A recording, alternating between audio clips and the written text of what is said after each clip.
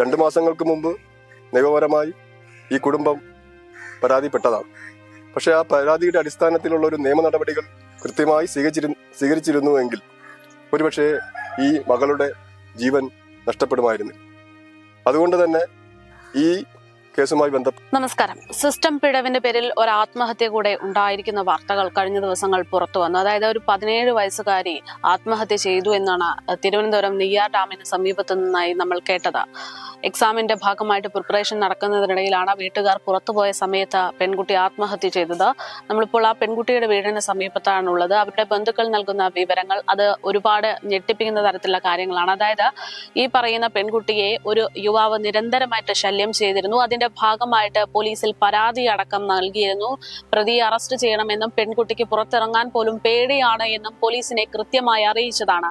എന്നാൽ സ്ത്രീകൾക്ക് സുരക്ഷിതത്വം ഉറപ്പാക്കുന്ന കേരളത്തിൽ ആ ഒരു സുരക്ഷിതത്വം ഉറപ്പാക്കാത്തതിന്റെ ഭാഗമായിട്ടാണ് ഇപ്പോൾ ആ പെൺകുട്ടിക്ക് ജീവൻ തന്നെ നഷ്ടമായിരിക്കുന്നത് എന്നുള്ള വിവരങ്ങളാണ് പുറത്തു വരുന്നത്.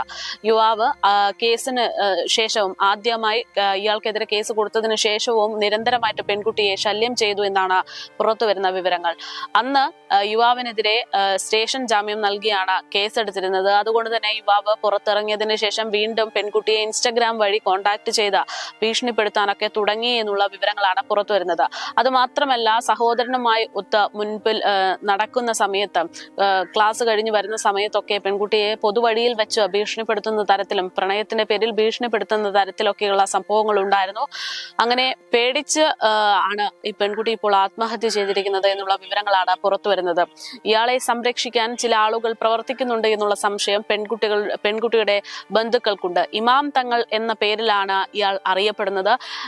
രണ്ടും നമുക്കറിയാം മുസ്ലിം വിഭാഗത്തിലേറെ പ്രധാനപ്പെട്ട ഒരു ഡിസിഗ്നേഷൻ ആണ്.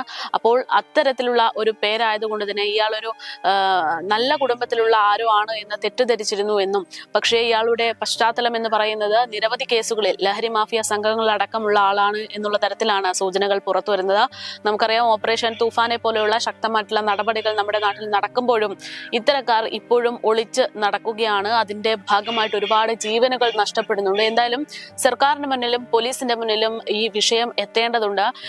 ഒരു 17 വയസ്സുകാരിയുടെ ആത്മഹത്യ എന്ന് പറയുന്നത് പ്രണയത്തിന്റെ പേരിൽ ഒരു നോ പറഞ്ഞതിന്റെ പേരിലാണ് എന്നുള്ളത് വളരെ ഗുരുതരമായിട്ടുള്ളൊരു വിഷയമാണ്. എന്തായാലും അവരുടെ ബന്ധുക്കൾ നമ്മളോട് പ്രതികരിക്കുന്നുണ്ട്. അവരുടെ വാക്കുകളിലേക്ക്. ഇന്നലെ മരണപ്പെട്ടുപോയ പെൺകുട്ടിയുടെ കുടുംബവുമായി എനിക്ക് അടുത്ത ബന്ധമുള്ളതാണ്. അപ്പോൾ ഈ സംഭവം ഞങ്ങളുടെ ശ്രദ്ധയിൽ പെട്ടിട്ടുള്ളതാണ്. ഈ കുട്ടി മരണപ്പെടുന്നതിന് 2 മാസം മുമ്പ് ഈ കുഞ്ഞ് പഠിക്കുന്നത് നെയ്യാർ ഡാം സ്കൂളിലാണ്, +2-നാണ്. അപ്പോൾ ഈ കുട്ടിയെ ശല്യം ചെയ്യാൻ പൂവച്ചൽ എന്ന് പറയുന്നൊരു ക്രിമിനൽ പശ്ചാത്തലമുള്ള കഞ്ചാവുമായി ലഹരി പദാർത്ഥങ്ങൾ ഉപയോഗിക്കുകയും നിരവധി കേസുകളിലെ പ്രതിയായിട്ടുള്ള ഇമാം തങ്ങൾ എന്ന് പറയുന്ന 22 വയസ്സുള്ളൊരു ചെറുപ്പക്കാരൻ ഈ കുട്ടിയോട് പ്രണയാഭ്യർത്ഥന നടത്തുകയും അത് ഈ കുട്ടി നിരസിക്കുകയും ചെയ്തു. അപ്പോൾ അതിന്റെ ഭാഗമായി 2 മാസങ്ങൾക്ക് മുമ്പ് നെയ്യാർ ഡാം സ്കൂളിൽ മോള് പോയിട്ട് വരുന്ന വഴിക്ക് ഈ കുട്ടിയുടെ സഹോദരൻ ഇൻഫാൻ എന്ന് പറയുന്ന സഹോദരനും കൂടെ ഉള്ളപ്പോൾ തന്നെ ഇയാൾ ഈ നേരത്തെ സൂചിപ്പിച്ച ഇമാം തങ്ങൾ എന്ന് പറയുന്ന ചെറുപ്പക്കാരൻ അവരെ വഴി തടഞ്ഞ് കത്തി കാണിച്ച് ഭീഷണിപ്പെടുത്തുകയും കൊല്ലും എന്നിവരെ ഭീഷണിപ്പെടുത്തുകയും ചെയ്തു. ഈ പ്രണയാഭ്യർത്ഥന നിരസിച്ചതിന്റെ ഭാഗമായിട്ടാണ്. അപ്പോൾ അതുമായി ബന്ധപ്പെട്ട് കുടുംബാംഗങ്ങൾ നെയ്യാർ ഡാം പോലീസ് സ്റ്റേഷനിൽ കേസ് കൊടുക്കുകയും അവിടെ പോലീസ് ഇവരെ ഈ പയ്യനെ വിളിച്ചു വരുത്തുകയും നിയമ നടപടികൾ സ്വീകരിച്ച് ജാമ്യത്തിൽ വിട്ടയച്ചതുമാണ്. അതിനുശേഷം ഇങ്ങോട്ട് വലിയ ബുദ്ധിമുട്ടുകളില്ലെങ്കിൽ പോലും പല കുഞ്ഞ് പഠിക്കാൻ പോകുന്ന പല ഇടങ്ങളിലും വെച്ച് ഇവൻ കുട്ടിയെ ഭീഷണിപ്പെടുത്തുക സർവ്വസാധാരണമാണ്.